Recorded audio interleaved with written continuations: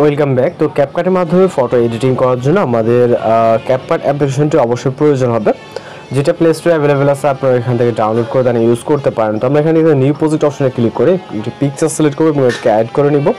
এটা কিন্তু সম্পূর্ণ নর্মাল একটি পিকচার আপনারা দেখতে পাচ্ছেন। ওকে, এই পিকচারটাকে আমরা মূলত এডিটিং করব, যেটা ক্যাপকাটের মাধ্যমে খুব সহজে আমরা করতে পারবো। তো এখান থেকে আমরা সরাসরি অ্যাডজাস্ট অপশনে চলে যাবো। যাওয়ার পরে এখান থেকে আপনি ব্রাইটনেস দেন কন্ট্রাস্ট অপশন দেখতে পাবেন। স্যাচুরেশন, আমরা স্যাচুরেশনটাকে সামান্য পরিমাণ বাড়িয়ে নিব। ওকে, এবং এর পাশাপাশি ব্লিয়ান্সটাকে আমরা বাড়িয়ে নেব। এখান থেকে ব্লিয়ান্স অথবা ব্রাইটনেস আপনি দুটার যে কোনো একটা বাড়িয়ে নেবেন। দেন শার্পেনটাকে আমরা কিছুটা হাই করবো। ফুললি হাই করলে এখানে বেশিটা খাপ দেখা যাবে। আমরা এখান থেকে 40-এর মতো, এবং ক্লিয়ারিটিকে আমরা সেমভাবে 40-এর মতো রাখবো। এবং এখান থেকে এইচএসএল অপশনে চলে যাবে। এইচএসএল অপশনে মূলত কালার গ্রেডের মূল কাজটা।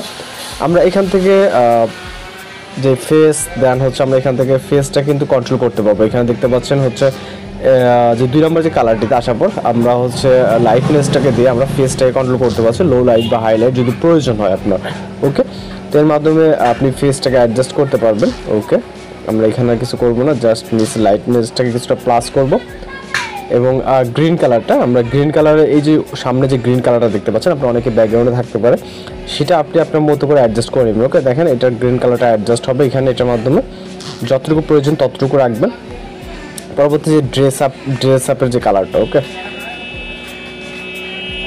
তো এখানে আপনার যে ড্রেসটা থাকবে মূলত ওই ড্রেসের কালার অনুযায়ী এই যে কালারে আপনি কম বেশি করলে দেখবেন যে আপনার ড্রেস আপের কালারটা অ্যাডজাস্ট হচ্ছে। ওকে, লাইটনেসের মাধ্যমে আপনি আপনার ড্রেসের লাইটটাকে অ্যাডজাস্ট করতে পারবেন, এবং ব্যাকগ্রাউন্ড বলেন স্কাই বলেন আপনি সব কিছু কিন্তু এখানে কন্ট্রোল করতে পারবেন আপনি আপনার মতো করে। ওকে, দেখেন এখানে ব্যাকগ্রাউন্ডের কালারটা কম বেশি হচ্ছে, তো ব্লার আছে, আপনি বুঝতে একটু হয়তো অসুবিধা হবে। তো এখানে আর কিছু করবো না। এখানে যে রেড কালারটা আছে, আপনার যদি এখানে রেড কোনো অংশ থাকে সেক্ষেত্রে আপনি রেড কালার দিয়ে রেড কালারটা অ্যাডজাস্টমেন্ট করতে পারবেন। ওকে, দেন এখান থেকে টিক মার্কে ক্লিক করবে। এরপর গ্রাফস আপনি লো লাইট বা হাইলাইট করতে পারবেন, এবং শ্যাডো হোয়াইট আপনি এখানে হোয়াইট অপশনটা দিয়ে কিছুটা হোয়াইট করে নিতে পারবেন। বেশি দিলে কিন্তু পুরোটা কালার হয়ে যাবে। তো আমরা এখান থেকে সামান্য পরিমাণ হোয়াইট দিয়ে দিলাম ব্যাকগ্রাউন্ডে।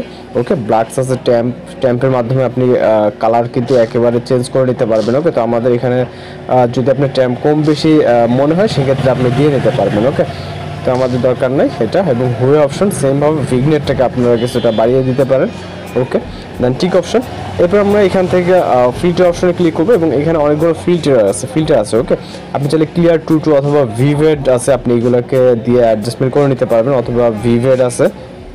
ওকে, দেখেন একটা ফিল্টার অটোমেটিক্যালি কিন্তু আপনার এডিট হয়ে যাবে। ওকে, ভিভেড আছে, ভিভেড 2 আপনি এর মধ্যে যে কোনো একটা সিলেক্ট করবেন। ওকে, সিলেক্ট করে দেখেন ভিভেডটা দিলে অনেকটা ক্লিয়ারনেস আপনার এটা চলে আসবে। তো এখান থেকে আমরা 60 এর কাছাকাছি দিয়ে রাখবো। ওকে, তো এখন দেখতে পাচ্ছেন আমাদের যে পিকচারটা। ওকে, আপনি এখান থেকে যে সেভ করার জন্য আপনি এখান থেকে ফুল স্ক্রিন করে দেন স্ক্রিনশট নিয়ে আপনি এখানে ক্রপ করে দিতে পারেন। ওকে, আর মূলত এই যে ফটো এডিটিংটা আমরা পূর্বের যে অরিজিনাল ফটোটা ছিল, এইটা হচ্ছে অরিজিনাল ফটো। ওকে, দেখতে পাচ্ছেন। এবং বর্তমান ক্যাপকাটের মাধ্যমে এডিটিং করার পর আমরা পিকচারটিকে এখন দেখব। এই যে এইটা। ওকে, আপনারা ফুল স্ক্রিন এখন দেখতে পাচ্ছেন পিকচার এডিটিংটা এখানে কতটা চেঞ্জ বা কীরকম কি।